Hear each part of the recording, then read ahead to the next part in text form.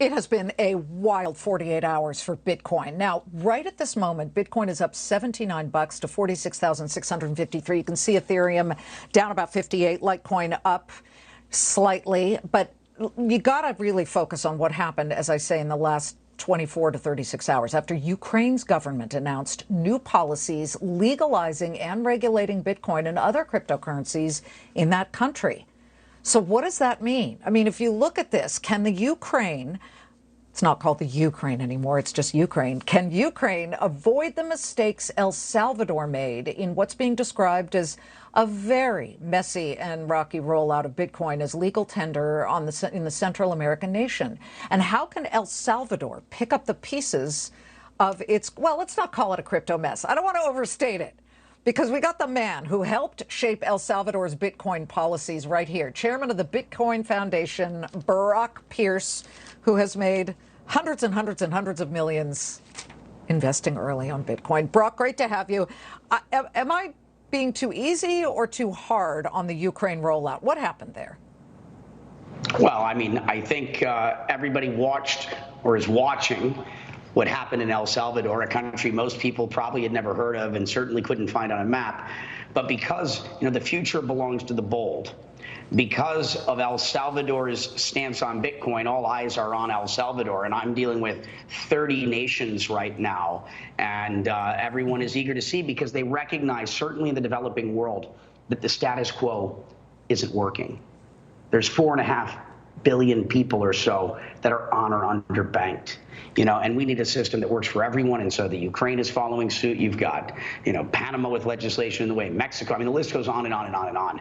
It's all happening. And as you correctly pointed out, perfection is the enemy of progress. And, things are not working perfectly, but, so is the way of growth. There's what we call growing pains. And so be patient. Let's just explain to people really quickly that what happened was you had to download or upload, as it were, the Chivo app, CHIVO, which was already filled with $30 worth of Bitcoin. And then the people of El Salvador were able to, of course, begin using Bitcoin as legal tender. So, when you have something like that, you open the gates, sure, the entire situation gets swamped. I get that. But, you just talked about how so many people in El Salvador are unbanked.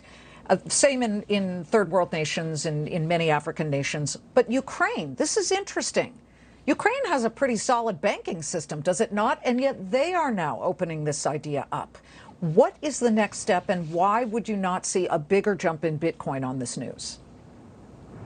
Well, I lived in Kiev. I think it was back in 2010. So I've spent some time in the Ukraine. And like a lot of Eastern Europe, because of the USSR's engineering background, you've got a lot of great software developers. Things are a little bit more advanced for the relative size of their economies. And just to point out again, back to El Salvador, $30 worth of Bitcoin in every wallet for everyone in the country, meaning there's no risk, no downside. So if you want to teach people, how to join the future economy, to join this new economy, at least the government has stepped up and said, we're going to do it in a way that puts you at no risk. And so it's a wonderful thing, and super excited. We threw an incredible event. You actually have to check out the drone show that we put on. So we were in El Salvador on that historic day, and mark my words, in the years, decades, centuries, even millennium to come, we're going to look back on September 7th, Bitcoin Day in El Salvador, as what might have been, ground zero, day zero of what facilitated building a better world that can work for everyone. Maybe. But here in the U.S., it's a chillier atmosphere for cryptocurrency. You just had Coinbase, of course, the big platform where people can trade all of the currencies and the cryptos, publicly traded company, receive a Wells notice from the Securities and Exchange Commission saying, get ready, we could sue you if you unveil this Lend program, which, of course, is an interest-bearing account that is related to cryptocurrency.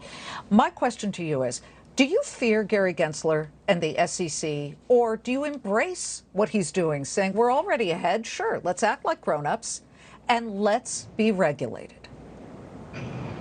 Well, I don't fear, and I also respect, his role and his situation. I mean, what is the role of a regulator? Ultimately, it's to protect the people. And I just hope that he makes smart decisions, sensible decisions that protect the people, at the same time foster innovation.